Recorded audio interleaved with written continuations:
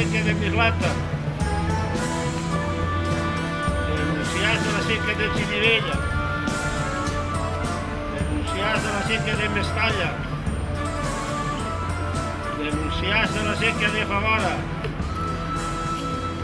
denunciaste la sequía de Rascaña,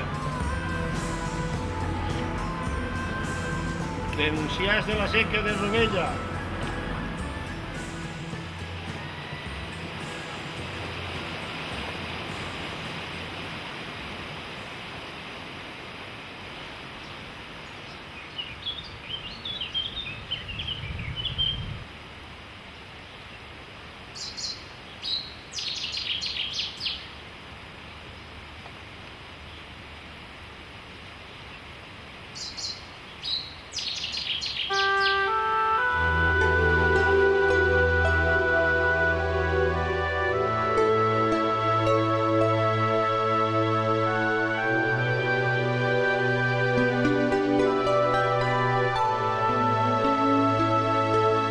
All of the Arabic writers and poets mention the beauty of Valencian lands. One of them states, "If there is paradise on earth, it is Valencia." The renowned writer Al-Hiyari, the author of Mushib, describes it thus: "Fragrant posy of Spain, the ideal desired by eyes and souls. God favored Valencia with an unequaled location, surrounded by rivers and orchards. Here one sees nothing but waters that run in all directions. One hears nothing but birds that warble. One breathes only the aroma of flowers.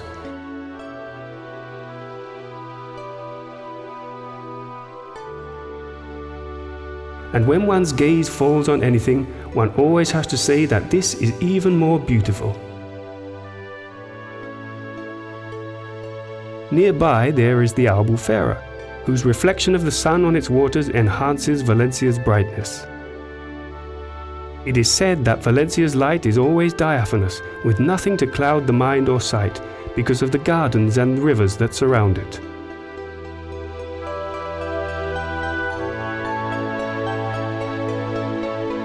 To help understand how the irrigation of Valencian lands developed, we cannot forget that the settlers who came here in the 8th century were not Arabs by race. The Arabs from the Arabian Peninsula stayed in Andalusia and Extremadura. Agricultural irrigation was unknown to them because in the lands from which they came there was mostly desert and thus cattle farming predominated. This is why cattle farming still predominates over agricultural farming in Andalusia and Extremadura.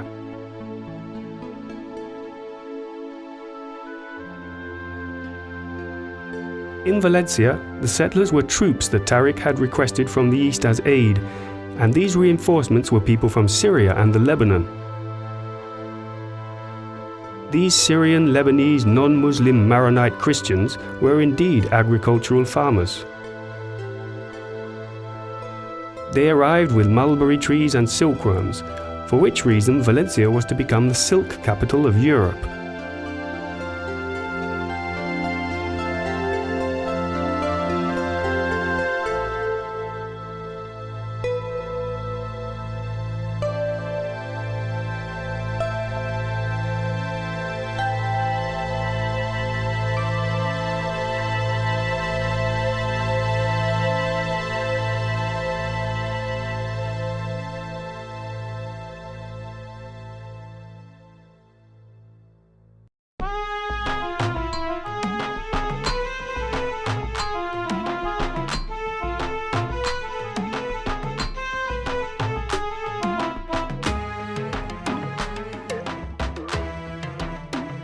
They knew how to cultivate the market gardens and water them, how to build irrigation channels and water wheels. These Egyptians born next to the Nile had 5,000 years of the finest agricultural tradition and irrigation from antiquity, and they brought rice and tiger nuts for making the drink horchata. On arrival in the lands surrounding the city, and upon seeing the orchards irrigated by canals that the Romans had built, they felt happy. It seemed to them that they had arrived in the paradise that the 11th and 12th century poets were to call Valencia. And they only changed one thing, the name canal, which since then has been called sequía, in other words, acequia in Spanish.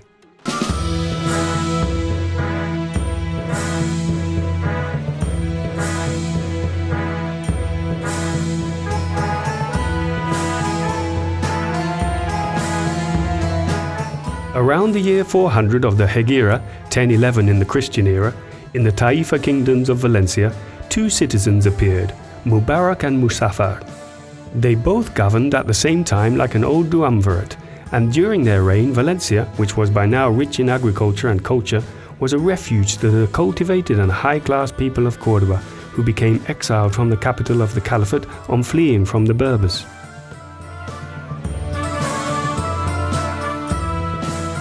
They came to Valencia seeking the peace, order and cultural development of our city and region, thus helping to create the magnificent splendor that it reached from the 11th to 13th centuries.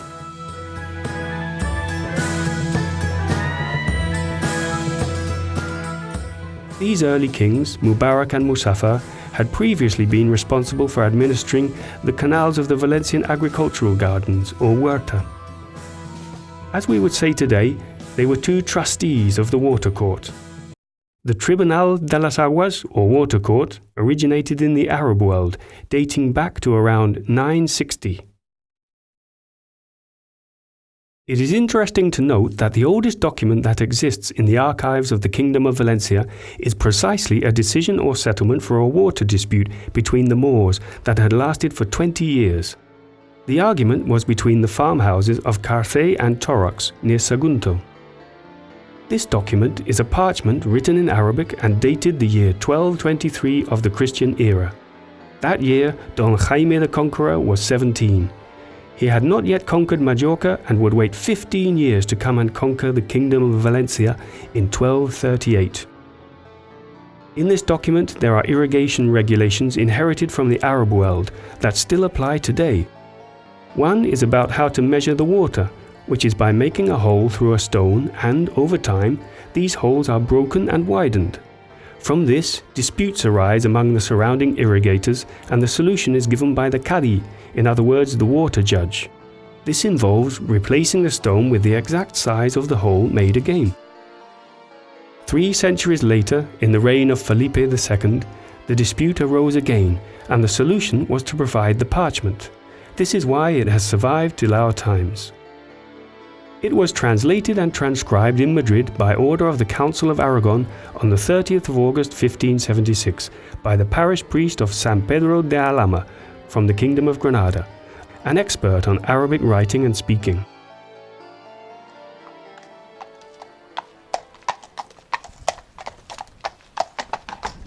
King Don Jaime I, the King of Aragon, had conquered the Kingdom of Majorca and, encouraged by the Aragonese, spurred on the crusade to conquer the Arabic Kingdom of Valencia.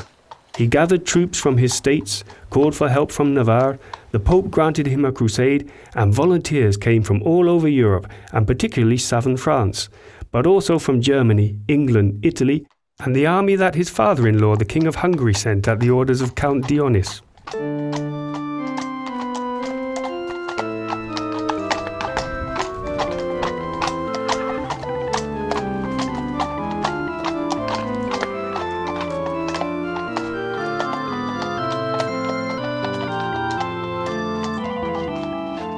Then came Don Jaime in 1238. The conquest was not bloody. The city surrendered pacifically. Upon surrendering, the possibility for the Moors who wished to remain living in Valencia to do so was negotiated. Don Jaime protected those who preferred exile and also safeguarded and protected those who did not leave. He proved to be the great medieval politician that history has recognized.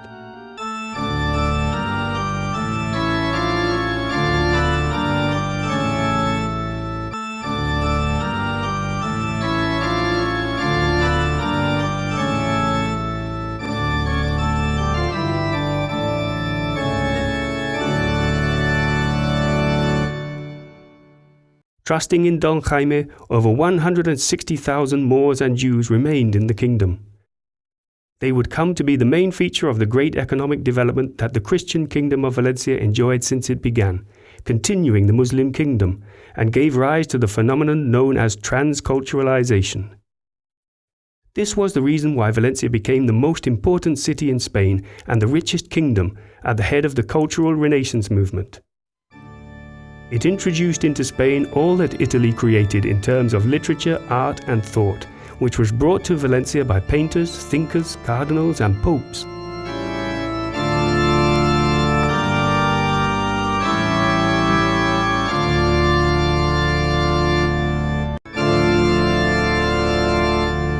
Don Jaime also gave a new constitution to this kingdom he was creating, unlike all the rules, laws, privileges and uses that regulated the different groups of troops that had formed his conquering army. And this Charter of Valencia, known as the Fuero, at the beginning of the 13th century was, if not the first, one of Europe's first written under the rules of Justinian law. The customs of the Arabic people of Valencia were preserved in this, as the conquistador king felt they were irreplaceable because they could not be improved, and they were more comprehensive and well developed than those of Roman law established centuries before. This was especially true of the provisions on governing and administering water, stated in the famous 35th privilege in its codex. Its intention is clear, and equally transparent is its desire to preserve that which was already perfect. These customs were the foundation of the irrigation communities and the water court of Valencia. The fueros or jurisdictions of Valencia, their laws and bylaws, are the best example known so far in the world of so-called democratic laws, and they were the pride of the Kingdom of Valencia.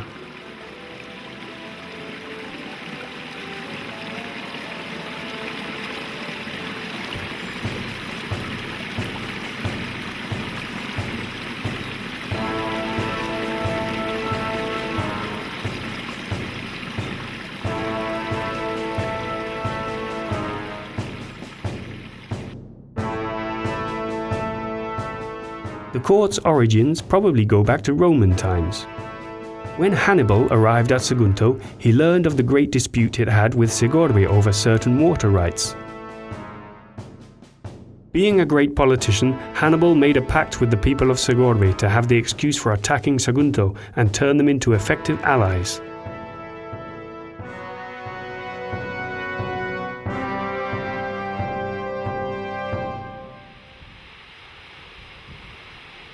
However, we cannot talk about the water court without first a brief mention of the irrigation system for the huerta, the agricultural gardens, and their canals. The so-called huerta or agricultural gardens of Valencia are crisscrossed by a series of major or mother canals, arms, and secondary, tertiary and smaller canals known as hijuelas, sequiols and sequiolets that take water to each and every field for irrigation. The irrigation canals were located on the banks of the river Turia, or Churia, which is a word from Iberian language meaning white. The Roman conquerors of Valencia softened the strong first phoneme, which was difficult to pronounce, and they left it as Turia. It is most curious that when the Arabs arrived at this river the natives called Turia, or white, they translated it into their Arabic language and called it Guadalaviar, like the main tributary of the White Nile, which the Egyptians called Guadalaviar. The reason for this name is that the only major tributary to the river Turia is the White River, which comes from Chelva, crossing some large deposits of kaolin. When heavy rains dissolved and dragged along the kaolin, the river came to Valencia coloured white. Hence, the riverside dwellers called it the White River, for Arabs the Guadalaviar and for Iberians the Churia, and finally the Turia. King Jaime I provided a simple and effective formula for distributing water. All of the irrigation users of one canal are common owners of the volume that flows through it. However, everyone has the right to water that corresponds to them in proportion to the land they own. In other words, the water is bound to the land. From time immemorial, it was established that the entire volume flowing in the river, whether it was abundant or scarce, was shared into 138 equal parts, or aliquots, which were called filas or rows.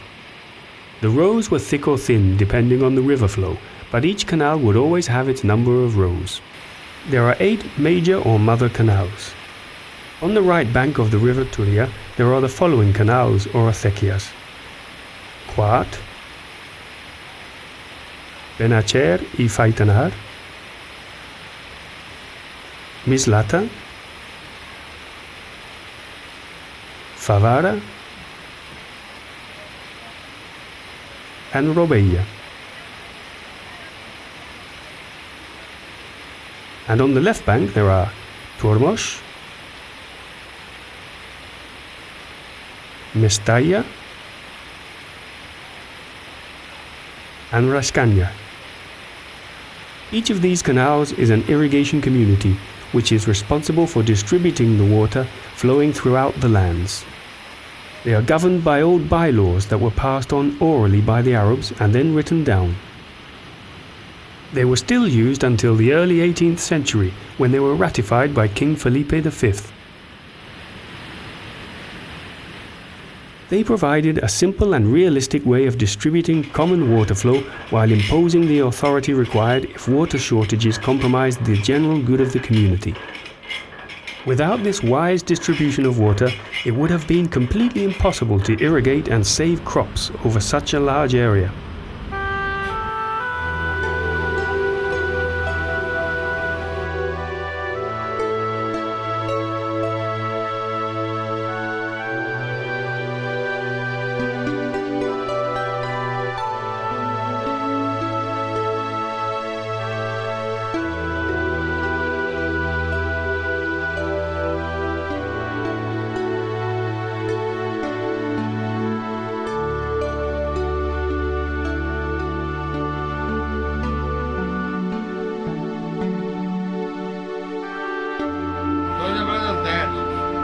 Son por Dislavia así y estos ras que rega la Martina, Pastora, Ciprer y el Cali Valencia.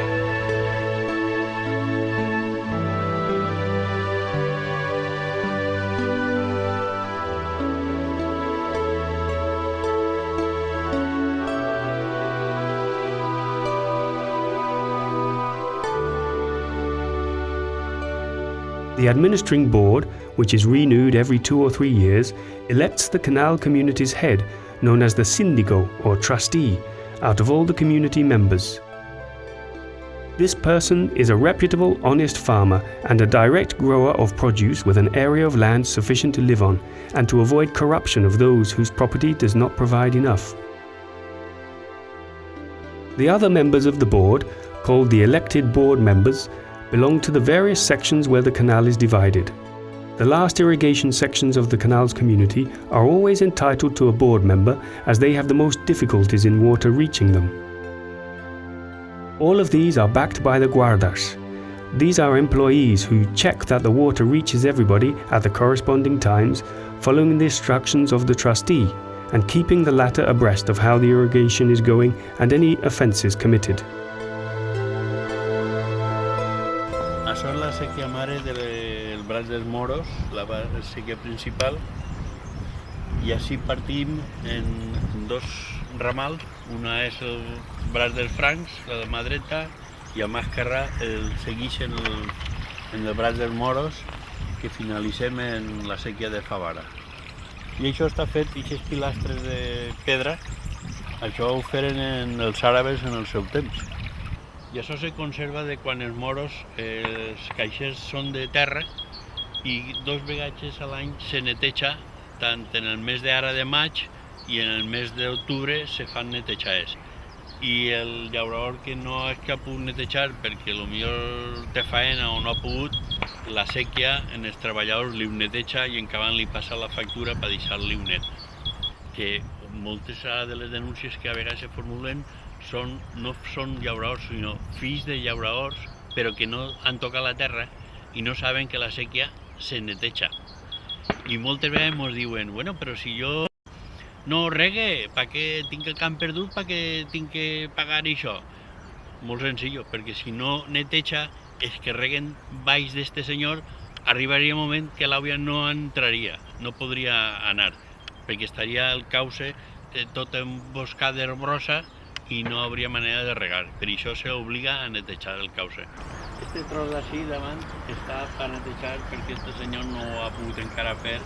Té este mes encara 15 dies de temps per netejar-ho i si passat aquests 15 dies no ho han netejat, el guarda en el treballador de la sèquia vindrà, li ho netejarà i en acabant li passarà la factura per cobrar-li-la. que això se li diu la dobla. I la dobla consisteix en que si aplicàrem a rajatabla el que marca la dobla, és cobrar el 100%, però normalment, per no castigar-los tant, solo se los cobra un 25% més per no haver-ho netejat.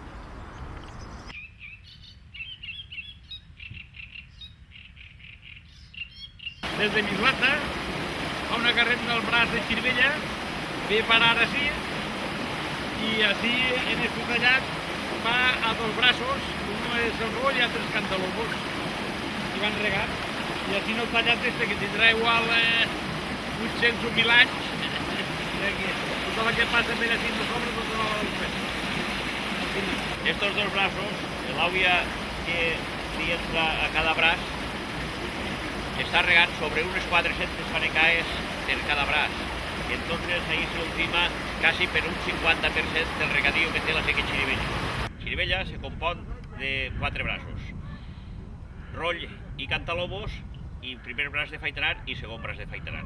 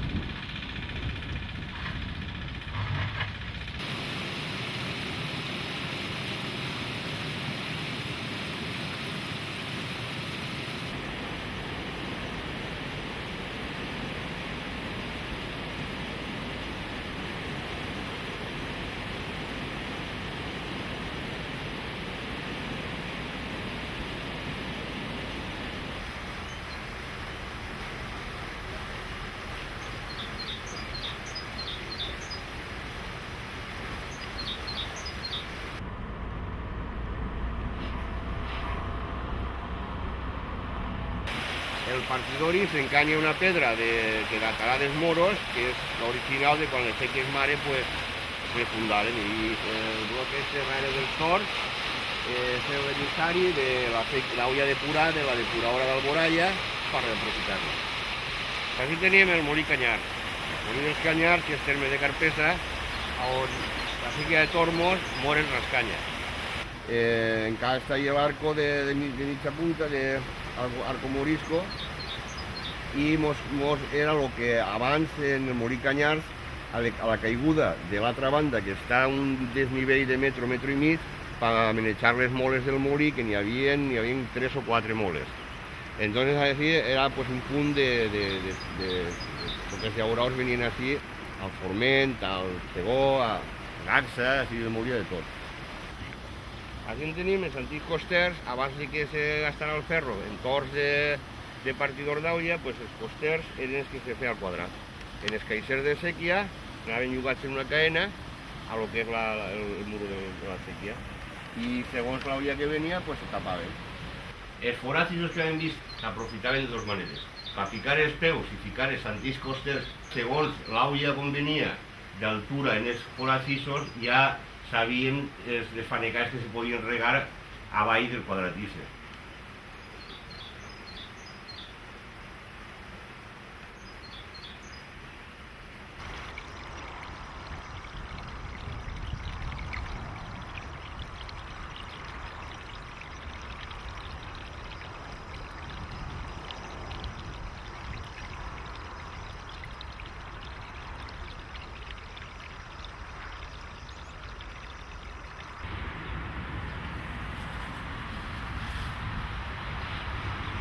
Això és el nostre guardar que està maniobrant les comportes de la sèquia de Rovella, les primeres comportes que ixen després d'eixir la sèquia de dins de la ciutat.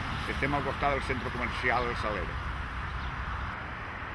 There are very few places on earth where this unique characteristic exists, whereby the judges are not designated by a higher authority, but elected by the same people on whom judgment and sentences are going to be passed, with their corresponding punishments. The irrigation communities created the water court, which is perhaps the Spanish legal institution that has had the most direct and immediate effect on Spanish and Latin American laws. The La Vega de Valencia Water Court is without question the oldest institution of justice that exists in Europe today.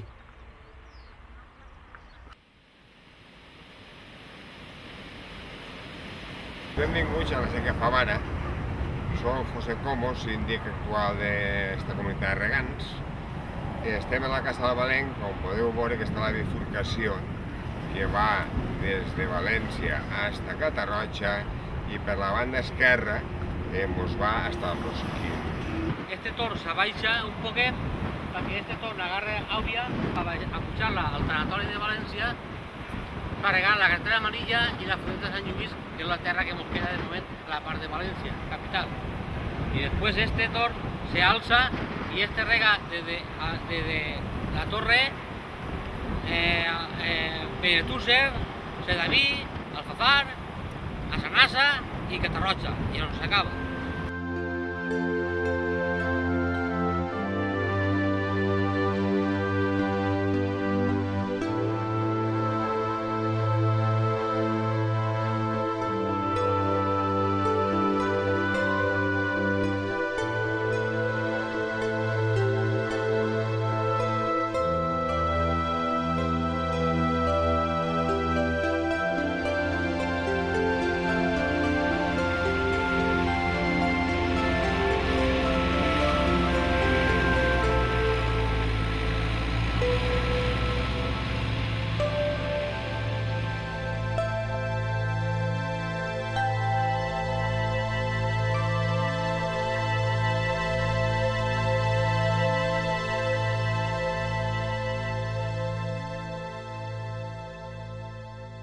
For over 1,000 years, every Thursday at the cathedral's door of the Apostles, before the Migueletti Tower's clock strikes 12 noon, the 8 trustees enter the small space to hold the simple court once again.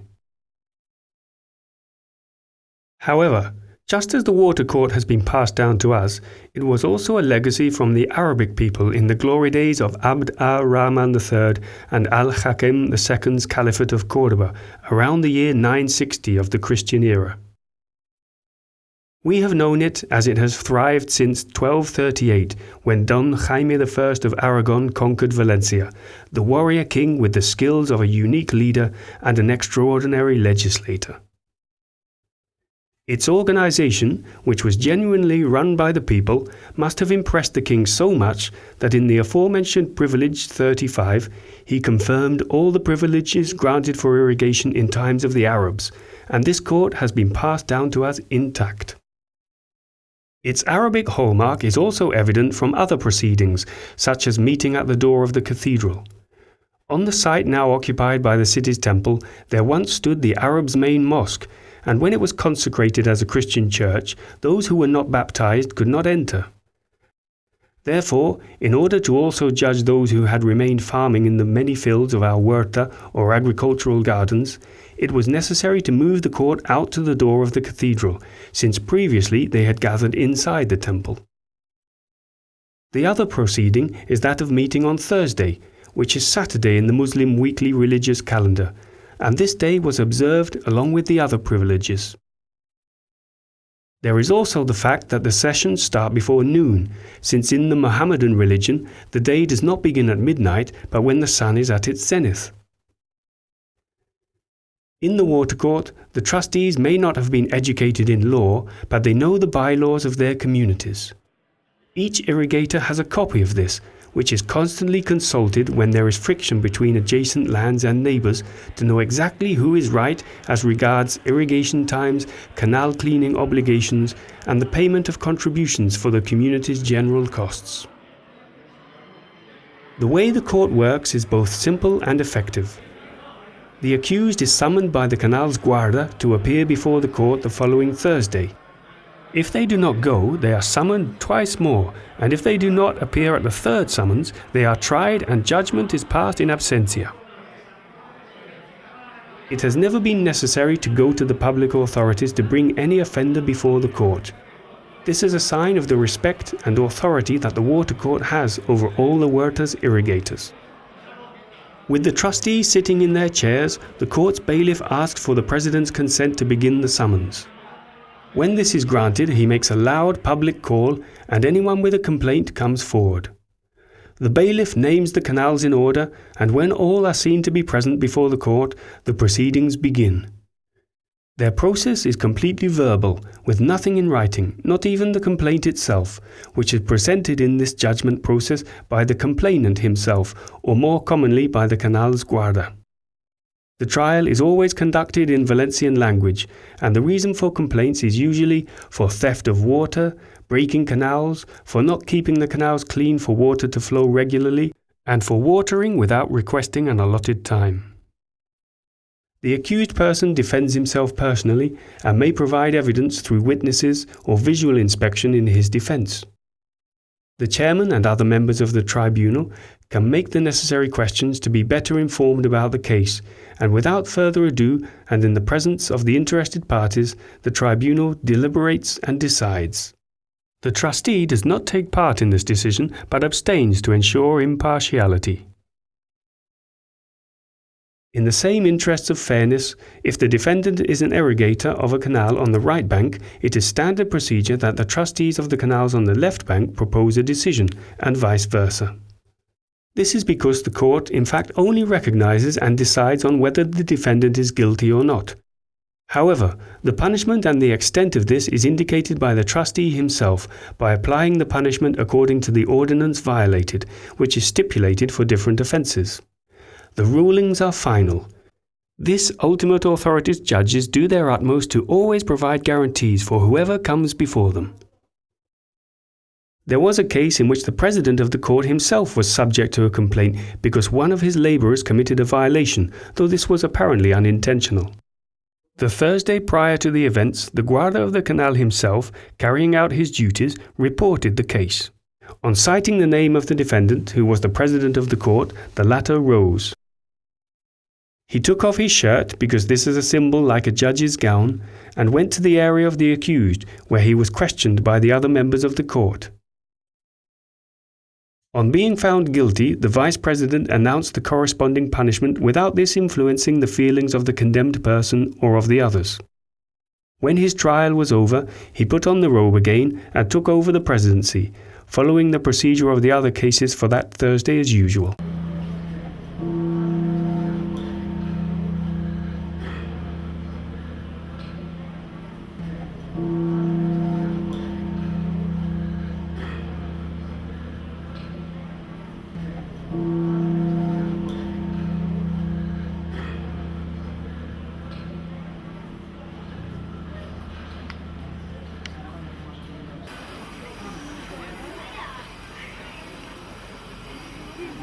Sobre el tribunal.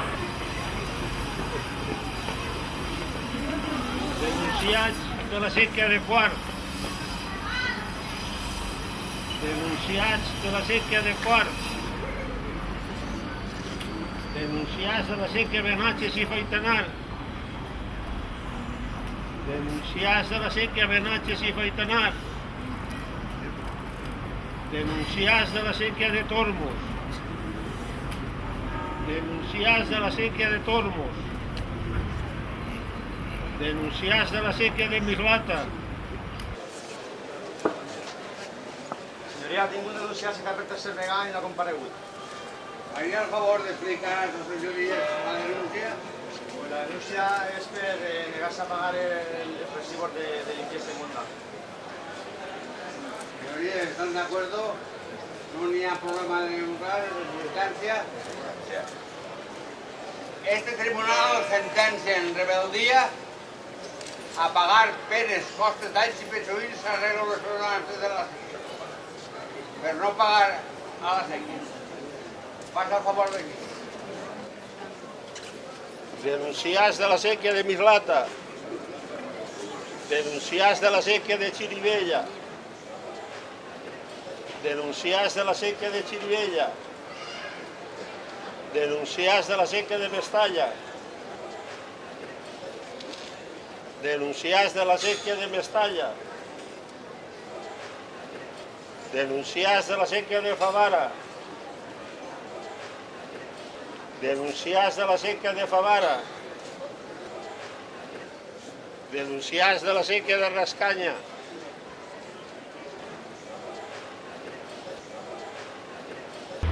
La primera volta o ja és l'incident.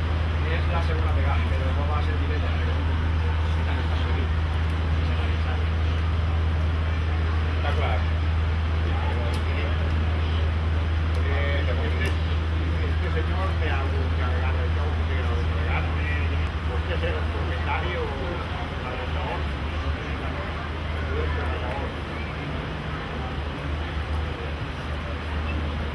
Está tribunal condena a pagar penes y costes aquí.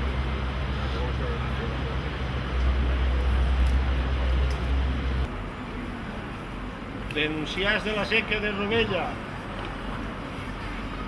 denunciats de la sèquia de Rovella. Senyoria, no n'hi ha més denunciats.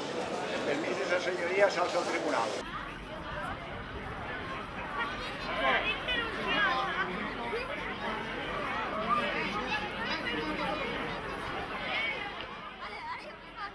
These are some of the characteristics of the process.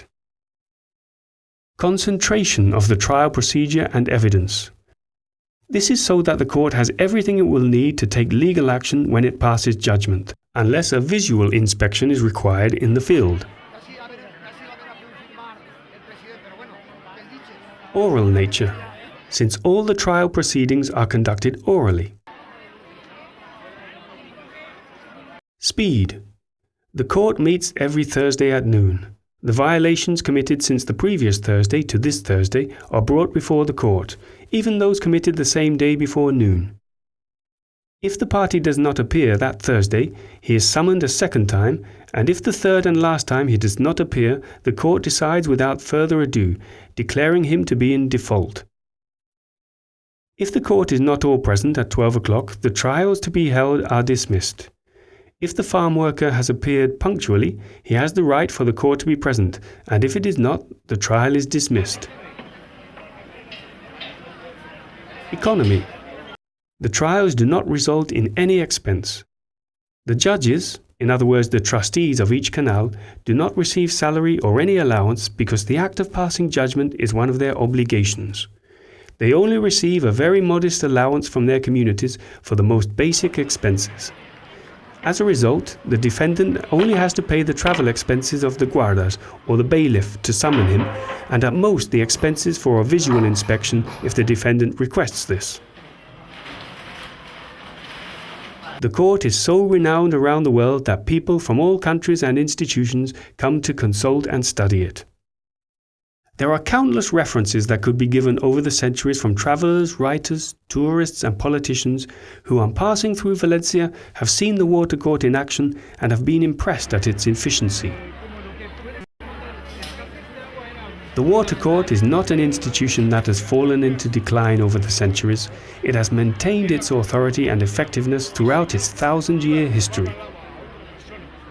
It is not just a curiosity to visit in Valencia as a relic of bygone centuries. It is quite simply a guarantee of order and peace in the 17,000 hectares that irrigate the agricultural gardens of Valencia. It appears in the Spanish Constitution as a customary court that will never disappear. UNESCO has praised the water court and the Board of Good Men from the Murcian agricultural gardens, including them in the list of intangible world heritage.